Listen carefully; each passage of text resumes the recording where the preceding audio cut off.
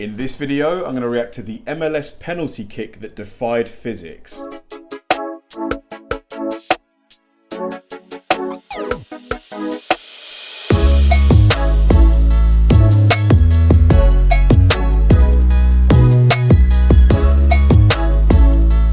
And welcome to another episode of Kabir Considers. This is the place where I react to music, media, sports, anime, anything related to popular culture. I'll watch it with an open mind and give you my 100% honest reaction to it. And if you could please hit that like button early, I'd really appreciate it. Now, this is going to be really interesting because ever since I first started learning about and watching the MLS, I think it was about maybe a month ago, the actual reason I started watching the MLS and reacting to it was because of this recommendation. Apparently there was some kind of penalty kick that happened quite a few years ago. I think it was maybe around 2014, 2015, somewhere around there, maybe 2016, that I think the penalty like hit both posts or something and still went in, or something crazy like that happened. And aside from that, to be honest, the MLS, like as I've mentioned quite a few times in my other MLS videos, has really grown in technical ability over the last, I would say, maybe 5 or so years. The skill level has just exploded compared to how it was when, I remember when Beckham went from, I think it was it PSG to the MLS, or it was, no, I think it might have been Real Madrid to LA Galaxy. Like the skill level back then to what it is now is just like night and day. So yeah, aside from it being, you know, a cool, interesting, new growing league, yeah, this, I really had to get to this one because it was staring at me in my recommendations list. So I knew today had to be the day. So let's go. This is going to be me reacting to the MLS penalty kick that broke physics. Let's do it. We were all just kind of like in awe of that moment. Man, whenever you see a guy on his knees, you know that this penalty shootout is important. Of that moment. I just remember just being like, do I believe what I'm seeing? Just absolute shock and awe. Man. What a ridiculous night. What a ridiculous night. Okay, so it was a double post. These are like, I can tell you on one hand, on one finger maybe, how many of these I've seen that go in. Very rare. An incredible atmosphere at Providence Park. The knockout round match between the Portland Timbers and Sporting Kansas City. Someone's season ends tonight. It's Wallace in the box! And he has done lovely it! finish. The Timbers break through! Mate, look at the atmosphere in the crowd. This is what we want to see. Amelia wobbled a little bit. He's not going to be able to continue in this match. Second cross in! And it's the equalizer! Kevin Ellis stuns the crowd. So this is full time. Oh, right. So the goal went in right at the last minute. Providence Park, Namath at the byline. Christian Namath has given KC the lead. Aspria. Taluni has scored. The Timbers have equalized with 3 minutes to go. Maxi Arudi has breathed life back. Hang on a minute. Is this some kind of tradition? There's a man with a chainsaw chopping a... This is awesome. Into Providence Park and has sent the Timbers to penalty kicks. I don't know that people remember that Maxi Arudi's goal is the latest goal in MLS history, 118th minute. Wow. The Timbers were 2 minutes away from their season ending in extra time, and then boom. Having Portland tied up so late, that can be kind of a crushing moment to a team. But we have a history of penalty kicks in Kansas City, and we've come out on top, so we were feeling pretty good. I do like those uniforms, those white uniforms. They almost remind me a bit of Real Madrid's uniforms, but a bit more minimalistic. Yeah, I like those kits. Going into that penalty shootout, When you snag a late goal to take it to penalties, there's this sense of, all right, this is meant to be. I'd have probably realized the drama that was gonna ensue. I grew up in the Northwest. I'm used to sports teams disappointing me, so I was not confident at all going into penalty kicks. we got together and Caleb Porter, our coach at the time, handed out the list and said, hey, these are the first 5 guys shooting. And he read off the names, and Reggie and I were kind of looking at each other like, you sure you got this right, man? You make subs in games, so sometimes maybe some of those guys aren't available. But John actually had a very good sense for penalty kick shootouts. Kempen had a sheet that supposedly had where guys go, but there's probably not much on Liam Ridgewell and Nat Borchers and where they've gone in their history. There's a lot of different statistics that have been done around penalty. Yeah, these kits, man, are beautiful. Look at that. The white with the silver stripe. Oh. Mwah. Kicks, but there's some things that are secret sauce that we keep to ourselves. Diego Valeri will take first for the Timbers.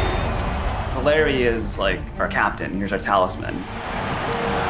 Valeri is saved by Kempen. It was the first one, and I missed it. No. So I was thinking about my mistake. Missing our first penalty, I was thinking it's gonna be a tough one. Now Benny Feilhaber, 5 for 5 in the regular season. He finishes and gives KC. Yeah, that was a good penalty. He just sent the guy the wrong way. I think he looked in one corner, just slotted it in the other. 1-0 lead. You have to be confident when you take a PK. It's hard though, it's nerves. You get up there and the distance between the penalty spot and the goal looks a heck of a lot farther than 12 yards. It does. When Nat stepped up, he was so decisive. There wasn't any sort of question. He's like, He just put his laces through that one. He just hit it nice and true. I'm gonna bury this. I'm gonna just stick into the corner. And then we did that salute. I think it just brought a lot of the energy back. It wasn't just that he scored, it was the way Nicely he scored done. it that mattered. Nicely done. The Timbers Army is no fan of Dom Dwyer. So it was nice to have him get stuffed. Good save. Liam Ridgewell for the Timbers, who slots home coolly. Graham Susi. Mate, there is a ton of pressure on him now. Huge amount. He's got to bury this, otherwise the momentum is just completely gone. Back on level Which he terms. does. Now the team's first ever captain, Jack Dewsbury. He wasn't a regular starter, but he was still like Captain Jack, you know, that's what we called him. Oh, no! No! Oh, no. He sends it into the Timbers Army. Oh, man. miss. Mate, he sent that to low Earth orbit. I think that football hit one of the SpaceX Starlink tele, whatever they're called. Especially being the fourth guy with only a couple shooters to go. It runs through your mind. The season's over because of you. Matt Beasler. And he sends it. Dude, this is the most topsy-turvy penalty shootout I've ever seen. In penalty kick shootouts, momentum shifts really quick. Aruni scores. Paulo Nagamura. Jorge Villafana. Saved by Kempen. And now Kansas City can win it. I feel like there was multiple times in that shootout we were going to win. It just felt like we were so close. Kevin Ellis. Oh, man. And it's off the post. We go on. And now the pressure on KC. Sony Mustabar. One more round. Darlington Nagbe. Pressure back on Kansas. Jacob Peterson. We're going to a 9th round. Anytime you're in sudden death, you miss a penalty kick, you think it's over. Elvis Powell. Saved by Kempen.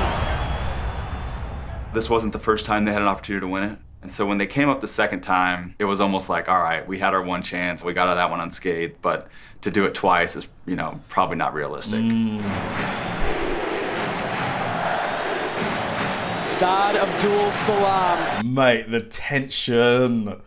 You know that this man here, he might not look it, but his heart is going. A rookie. Another chance for KC to win it. We had been planning to not talk when the game ends, to let the pictures do the talking. And I'm thinking, all right, this is their second chance to end it. They're gonna end it.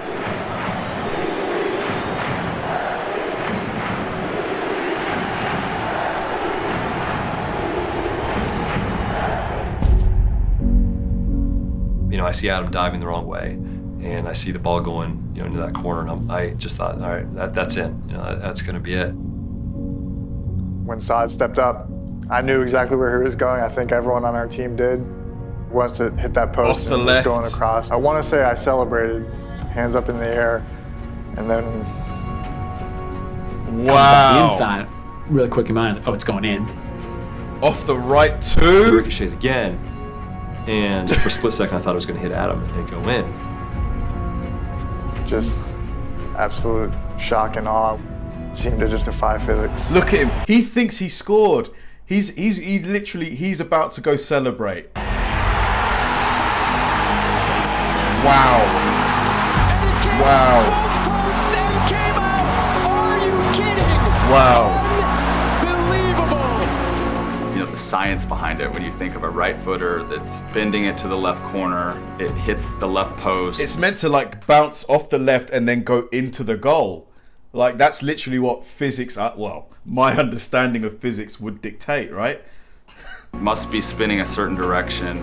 And so when it ran across the line and didn't go in, we all just looked at each other in disbelief. It's like divine intervention. I just being like stunned. Look at his face. Look at that. That is just shock and awe. Like unable to move. I was like, do I believe what I'm seeing? That's like the slowest times ever moved. You have to think at that moment in time that it's your night. I kind of get goosebumps talking about it, but it's just like you knew that we caught lightning in a bottle at that moment. Unreal. I mean, the margins, you know, if it's an inch either way, the game's probably over. Unreal. I thought, no way. And then there's this jubilation amongst the crowd and the team that we're still in this. When you miss those, and you start to think maybe that's going to come back to haunt us. George Foshive for the Timbers. The 10th and final field player. Nice. Goal from the rookie. And now it's the 11th round. Goalkeeper. So I love it when this happens. Goalie against goalie. I love it. Versus goalkeeper. This is remarkable drama.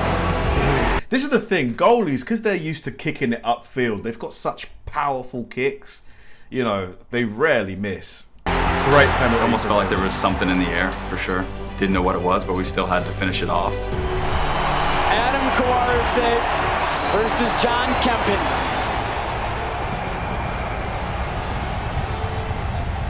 Oh boy. Oh, he saved it. He saved it. What a save. What a save. The little victory dance. Well deserved. Well deserved. 11 rounds. And the Timbers are going to the Western Conference semifinals. I don't know if there's a more memorable match in the Timbers MLS history than what we just saw tonight. Awesome. It's tough to look back. Really had two chances to win it. Any sort of luck would have happened. Man. But the game of soccer is cruel sometimes. I've seen a lot of things happen before, but that was like a dagger into the heart because it was right there, and that was a difference at the end. That was the one that ultimately killed us. I mean, you couldn't have hit it any closer without it being a goal. For a rookie to be in that spot, you feel for him. You feel for him, yeah, you do. I've been on the good side and the bad side of penalty shootouts. Doesn't make it any better. It still felt terrible, but that's just the way it goes. I have to say, this jacket is very crispy. I like that. The sheen on it.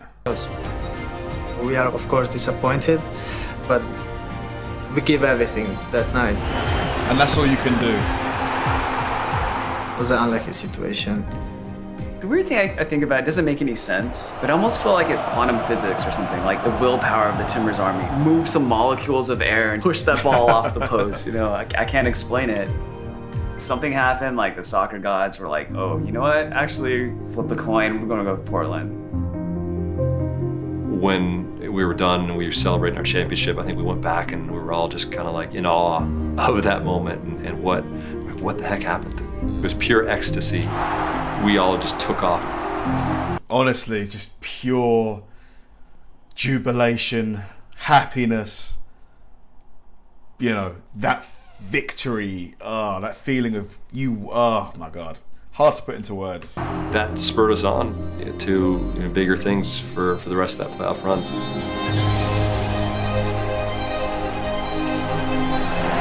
best part for me was seeing our fans stick with us through thick and thin. To go through the hard times and come out on top the way we did in 2015 definitely meant a lot for me in my career. That's a pretty emotional thing for a lot of folks. Man, I'm getting goosebumps, man. Oh, I just had like a wave of goosebumps. That atmosphere, that night, still to me is the best that I've seen in my career covering sports. Wow. There are so many little plot lines in that match that make this one of the best games in MLS history. What a ridiculous night. What a ridiculous night.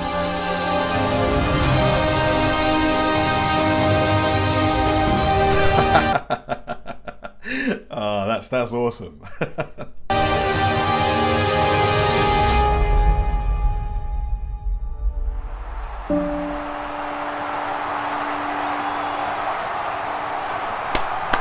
Man, that was excellent. Thoroughly enjoyed that. That was just, it had everything. It had suspense, drama, you know, just the highs and the lows. Penalty shootouts for me, I personally would get rid of extra time. So you know how typically in UEFA or Champions League, or in the Premier League, what we would do is after the 90 minutes, there's 30 minutes of extra time, 15-minute halves, and then there's a shootout. I would get rid of the extra time, go straight to the shootout because it is just pure drama and suspense. I know penalty shootouts can be unfair. You can have the inferior side taking the win where they might not deserve it. But look at the drama we just saw. You know, just absolutely excellent. The fans got what they paid for and more. Yeah, obviously it sucks to be on the losing side, but man, to be on the winning side, epic video. Thanks for watching, guys. If you enjoyed this video, please like, subscribe, turn on bell notifications, and keep throwing the recommendations my way. I know I say it all the time, but they genuinely help me out because if I know you enjoyed watching something, I'll definitely enjoy reacting to it. So like, subscribe, turn on bell notifications, keep throwing the recommendations, and I'll catch you in the next one.